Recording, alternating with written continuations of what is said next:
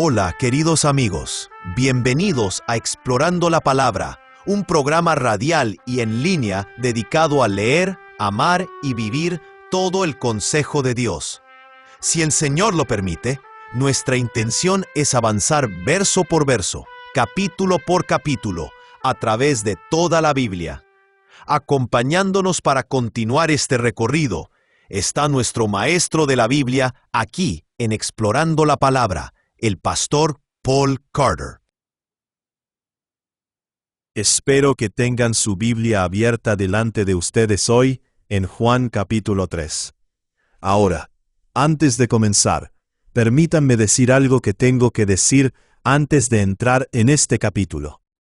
Lo que estamos haciendo aquí con este podcast es simplemente tratar de ofrecer una guía y una ayuda, para que ustedes puedan profundizar más en el texto por sí mismos.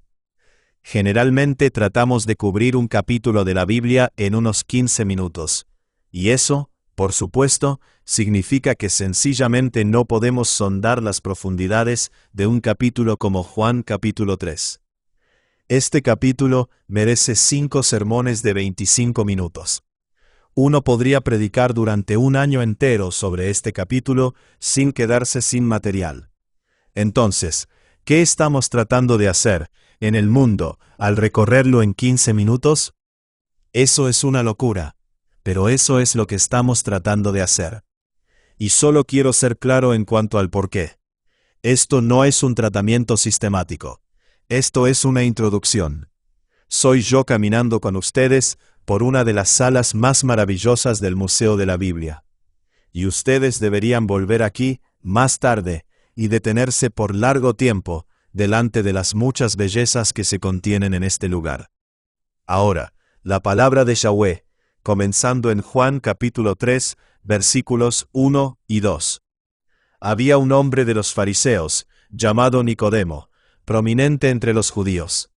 Este vino a Jesús de noche y le dijo: Rabí, sabemos que has venido de Dios como maestro, porque nadie puede hacer las señales que tú haces si Dios no está con él. A veces olvidamos que no todos los fariseos eran hostiles hacia Jesús. Muchos lo eran, la mayoría lo era, pero no todos. Nicodemo no lo era. Y obviamente había otros dentro de su grupo que estaban investigando seriamente la identidad y la autoridad de Jesús. Nicodemo dice: sabemos que has venido de Dios como maestro. Aparentemente había varios fariseos dispuestos a darle a Jesús una audiencia honesta. Pero, igual de obviamente, ellos eran minoría. Por eso Nicodemo viene de noche. Él no quiere que nadie más lo sepa. Jesús es un hombre peligroso. Él amenaza los fundamentos del judaísmo. Más que eso, él amenaza con poner de cabeza al mundo entero. Nicodemo ve eso. Él entiende el peligro, pero también entiende que tal vez el mundo necesita ser puesto de cabeza. Tal vez necesitamos una revolución, y tal vez Jesús sea precisamente el hombre para dirigirla. Nicodemo no lo sabe todo. Estamos a punto de descubrir eso, pero sabe que necesita saber más acerca de Jesús. Y ese es un muy buen lugar para empezar. Así que dijo: Rabí, sabemos que has venido de Dios como maestro, porque nadie puede hacer estas señales que tú haces si Dios no está con él. Juan capítulo 3, versículo 3.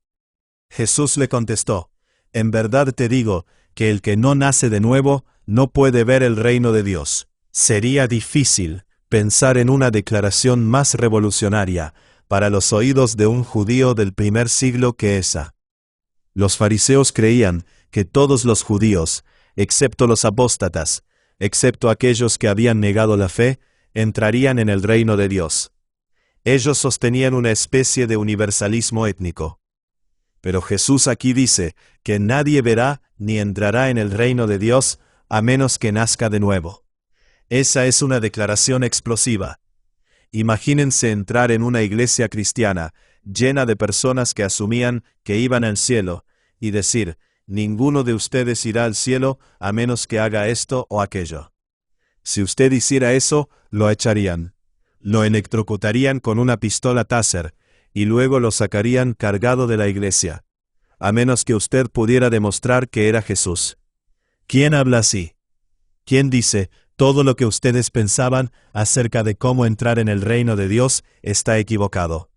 ¿Quién dice eso? Bueno, para decir lo obvio, Jesús dijo eso. Juan capítulo 3, versículo 4. Nicodemo le dijo, ¿cómo puede un hombre nacer siendo ya viejo? ¿Acaso puede entrar por segunda vez en el vientre de su madre y nacer? Ningún marco de referencia para lo que Jesús acaba de decir. No tenía idea de lo que Jesús quería decir cuando habló de nacer de nuevo. Así que Jesús lo explica en el versículo 5. Juan capítulo 3, versículo 5. Jesús respondió, en verdad te digo que el que no nace de agua y del Espíritu no puede entrar en el reino de Dios. Así que obviamente nacer de nuevo equivale a nacer de agua y del Espíritu. ¿Pero qué significa eso? Bueno, parece ser una referencia a la promesa culminante del Antiguo Testamento. El Antiguo Testamento es una historia acerca del descenso progresivo de la humanidad. Hemos caído y seguimos cayendo. Incluso el pueblo de Dios, el Antiguo Testamento, incluso el pueblo judío, está caído y sigue cayendo. El Antiguo Testamento se lee como una espiral descendente. Incluso con el regalo de la ley, incluso en la tierra, incluso con el templo, el pueblo va cuesta abajo. Se están alejando de Dios, y de su diseño original, y de su dignidad original.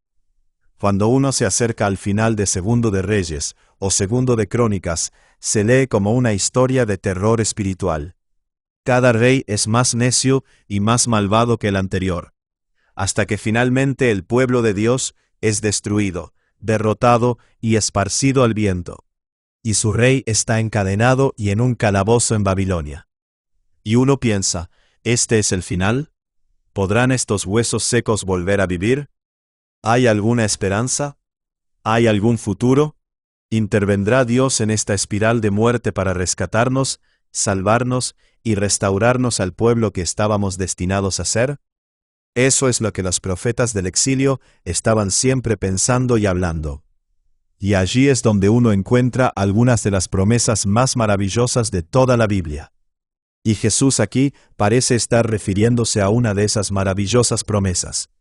Se encuentra en Ezequiel capítulo 36, versículos 25 al 27. Escuchen cuidadosamente las palabras que se usan. Dios dice esto: rociaré sobre ustedes agua limpia, y serán limpiados de todas sus inmundicias, y de todos sus ídolos los limpiaré. Además les daré un corazón nuevo, y pondré un espíritu nuevo dentro de ustedes. Quitaré de su carne el corazón de piedra, y les daré un corazón de carne. Pondré dentro de ustedes mi espíritu, y haré que anden en mis estatutos, y que guarden mis ordenanzas, y las cumplan. Esa es la promesa más grande del Antiguo Testamento. Rociaré sobre ustedes agua limpia. Los limpiaré de todos sus pecados y de todas sus impurezas. Cambiaré su corazón y pondré mi espíritu dentro de ustedes. Él será la voz detrás de ustedes que dice: este es el camino, anden por él. Esa es la promesa. Y Jesús aquí está diciendo: eso es lo que necesitas para entrar en el reino de Dios. Necesitas nacer de nuevo. Necesitas esa aspersión. Necesitas esa misericordia. Necesitas esa limpieza. Y necesitas un corazón nuevo y un espíritu nuevo. Eso es lo que significa nacer de nuevo. Juan capítulo 3, versículos 6 al 8. Lo que es nacido de la carne, carne es, y lo que es nacido del espíritu, espíritu es. No te asombres de que te haya dicho: tienen que nacer de nuevo. El viento sopla por donde quiere, y oyes su sonido, pero no sabes de dónde viene ni a dónde va. Así es todo aquel que es nacido del Espíritu. Jesús está diciendo: no puedes observar a alguien mientras nace de nuevo. Esto no es la incubadora de un mundo feliz. Esto es algo del Espíritu. El Espíritu es como el viento, y uno no puede ver el viento, pero sí puede observar sus efectos. Puede ver las hojas moviéndose con el viento. Así es con todo aquel que nace del Espíritu. Uno no ve que suceda, pero sabe que sucedió, porque cuando sucede, todo cambia. Juan capítulo 3, versículos 9 al 13. Nicodemo le preguntó, ¿cómo puede ser esto? Jesús le respondió, ¿tú eres maestro de Israel, y no entiendes estas cosas? En verdad te digo que hablamos lo que sabemos, y damos testimonio de lo que hemos visto. Pero ustedes no reciben nuestro testimonio de las cosas terrenales, y no creen. ¿Cómo creerán si les hablo de las celestiales? Nadie ha subido al cielo, sino aquel que bajó del cielo, es decir, el Hijo del Hombre que está en el cielo. Ahora, ¿se dieron cuenta de eso? Jesús no afirma ser simplemente otro profeta más. El mundo está lleno de profetas, pero Jesús dice algo diferente aquí. Él dice, yo soy el único que ha estado en el cielo, y por lo tanto, yo soy el único que sabe verdadera y realmente de lo que estoy hablando. Moisés les dijo lo que Dios le dijo a él. Pero Moisés no subió al cielo, y Moisés nunca afirmó haber subido al cielo.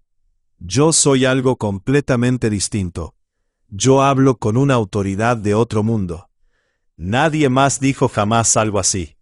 Mahoma nunca afirmó haber subido al cielo, ni haber descendido del cielo. Mahoma dijo que tuvo un sueño en una cueva. Su esposa pensó que estaba poseído por un demonio. Pero una cosa está clara. Él nunca afirmó haber visto lo que Jesús afirma haber visto. Él nunca afirmó haber estado donde Jesús afirma haber estado. Jesús es la palabra única de Dios. Cuando Él habla, todos deberían escuchar. Juan capítulo 3, versículos 14 y 15. Y como Moisés levantó la serpiente en el desierto, así es necesario que sea levantado el Hijo del Hombre, para que todo aquel que cree tenga en Él vida eterna. Esa es una referencia, por supuesto, a la historia en Números capítulo 21, versículos 4 al 9. Ustedes recordarán que unas serpientes entraron en el campamento.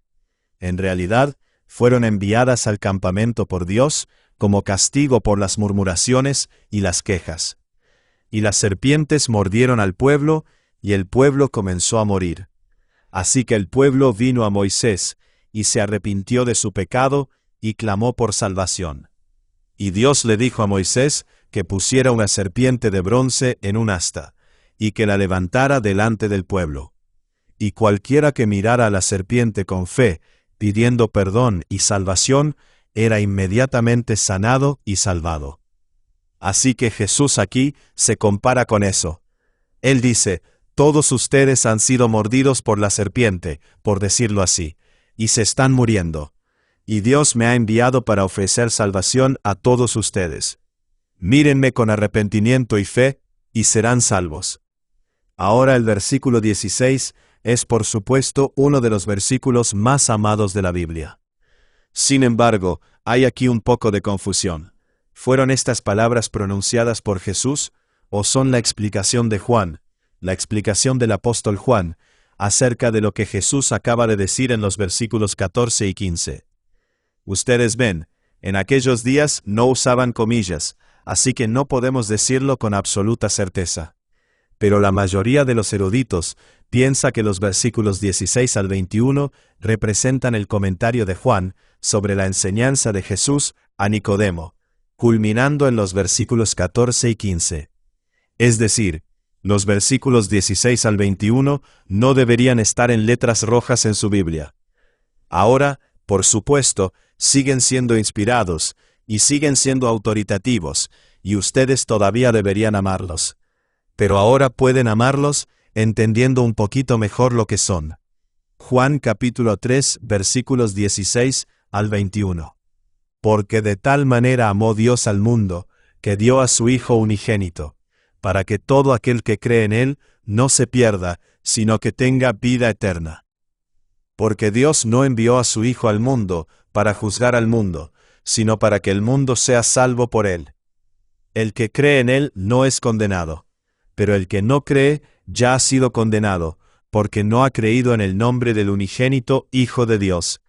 Y este es el juicio, que la luz vino al mundo, y los hombres amaron más las tinieblas que la luz, pues sus acciones eran malas. porque todo el que hace lo malo odia la luz, y no viene a la luz para que sus acciones no sean expuestas. Pero el que practica la verdad viene a la luz, para que sus acciones sean manifestadas, que han sido hechas en Dios. Ahora recuerden, este es un comentario sobre la historia de la serpiente de bronce, o más bien, sobre el uso que Jesús hace de la historia de la serpiente de bronce para describir su propia identidad y misión. Juan está diciendo que Jesús es como la serpiente en el asta. Todo aquel que mira a Cristo en la cruz, con arrepentimiento y fe, será salvo. Todo aquel que no lo hace es condenado. De hecho, ya está condenado. Las personas en la historia de la serpiente de bronce ya se estaban muriendo, porque ya habían sido mordidas por la serpiente. Ese eres tú, dice Juan. Tú ya te estás muriendo. Jesús no vino para matarte. Tú ya te estabas muriendo cuando Él llegó. No, Jesús vino para ofrecerte vida. Si lo miras a Él, y te arrepientes de tus pecados, y pones tu fe en la salvación que Dios ha ofrecido, entonces serás salvo. Si apartas la mirada, entonces simplemente seguirás muriendo. Eso es quien Jesús es, y eso es lo que Jesús hace. Él divide a la humanidad entre los que están siendo salvados y los que se están muriendo. La serpiente en un asta es también la espada que divide al mundo. Juan capítulo 3, versículos 22 al 27. Después de esto, Jesús vino con sus discípulos a la tierra de Judea, allí con ellos, y bautizaba. Juan también bautizaba en Enón, cerca de Salim, porque allí había mucha agua, y muchos venían y eran bautizados. Porque Juan todavía no había sido puesto en la cárcel. Surgió entonces una discusión entre los discípulos de Juan y un judío acerca de la purificación.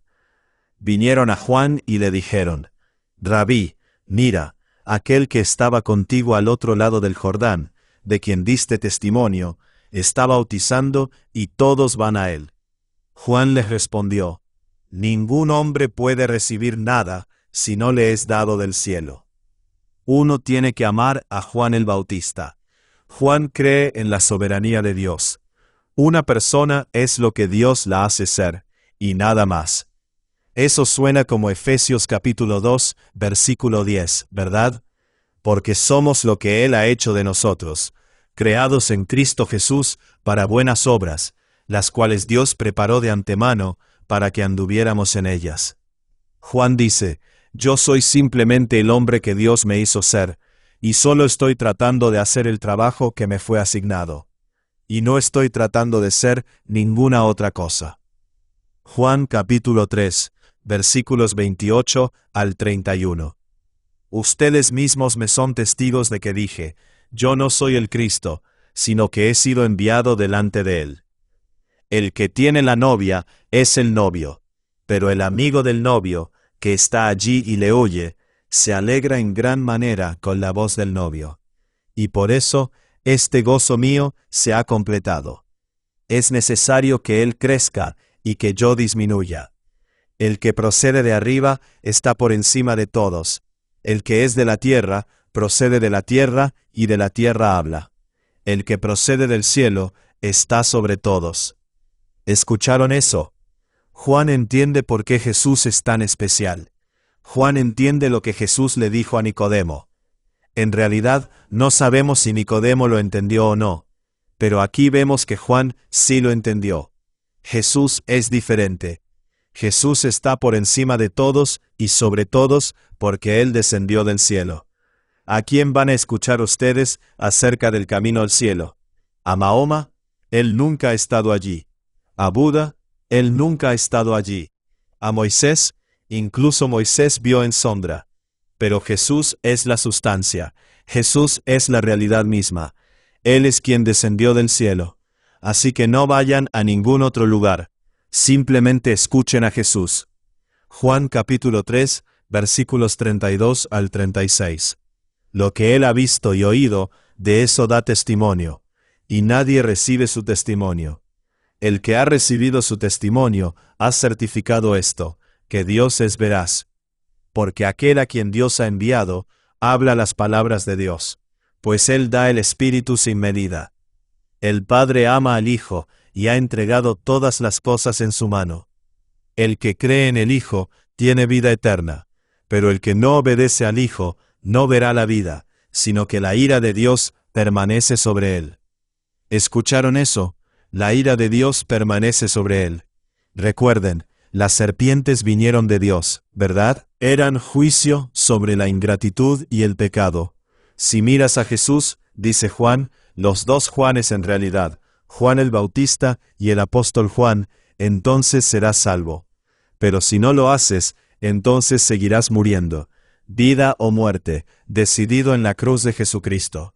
Ese es el asunto, ese es el Evangelio, y esta es la palabra de Yahweh. Demos gracias a Dios, y gracias por escuchar otro episodio de Explorando la Palabra.